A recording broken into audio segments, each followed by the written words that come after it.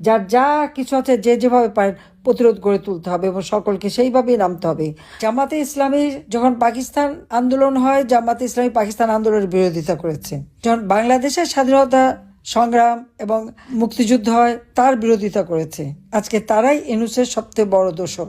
এবং এখন নির্বাচন দিয়েছে জামাতে ইসলামী, এখন ঘরে ঘরে যে তাদের মহিলাদেরও পাঠায় দেয়, আমাদের দেশের মহিলাদের কাছে বেহেশতের টিকিট বিক্রি করে।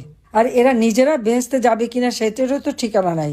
যারা লুটপাট, হাত কাটা, পা কাটা, রক কাটা, চোখ তোলা, নির্যাতন করে, নারীদের ধর্ষণ করে, তারা কি বেহেশতে যাবে? আজ পর্যন্ত কেউ গেছে? যারা এইভাবে জঙ্গি সন্ত্রাসী, কোন সন্ত্রাসী বেহেশতে গেছে? কেউ বেহেশতে যে কোনো খবর পাঠিয়েছে, মোবাইলে মেসেজ দিয়েছে, বা কাউকে জানিয়েছে যে তারা এখন বেহেশতে ফুরফুরে হাওয়া খাচ্ছে?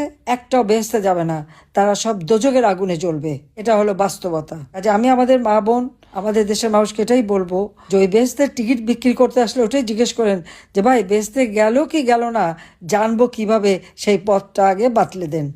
সেটা যদি বলতে পারেন তাহলে না বুঝে দেখবো, বা আপনারা কেউ গেছেন, গেল কি না বেহেশতে সেটা আগে জানান। এইভাবে মানুষকে ধোঁকাবাজি, হয়রানি করে যাচ্ছে। অর্থাৎ তারা এখন এমন অবস্থায় নিয়ে গেছে